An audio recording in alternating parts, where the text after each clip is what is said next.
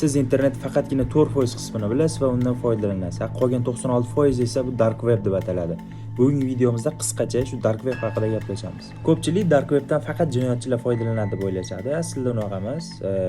Siyosiy faollar yoki jurnalistlar ham dark webda yashirincha ma'lumot almashishadi. Даже hamma bilgan Facebookda ham dark webda .onion versiyasi bor. Xo'p, sizga kichik bir savol. Dark webda eng ko'p sotiladigan narsa nima deb o'ylaysiz? Yo'q, giyohvand moddalar emas.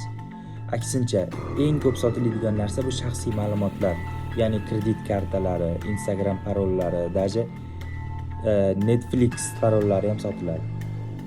Dark webda Red Room degan bir dahshatli afsona bor. U yerda jonli efirda odamlarni qiynaydi, tomoshabinlar donat qiladi, odamni qanaqa qiynash kerakligini aytadi. Tushunyapsizlarmi? Hammasi jonli efirda bo'ladi. Bu haqida ma'lumotlar tasdiqlanmagan, lekin ba'zi bir forumlarda shu Red Room'da reklamasi qo'yilgan.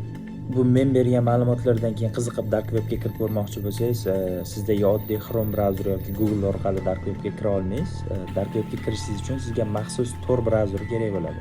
Lekin sizlarga dark webga shunchaki qiziqib kirishlaringizni tavsiya qilmayman, chunki u yerga kirganlaringdan keyin virus yuqtirib olishlar mumkin. O'zlaringga emas, kompyuterlaringga yoki skamlarga uchrashlar mumkin. Даже bizning qonunchiligimizda ham taqiqlangan, ya'ni qonun bilan ham sizlarda muammo bo'lishi mumkin. Shuning uchun sizlarga dark webga qiziqib kirishlaringizni tavsiya bermayman.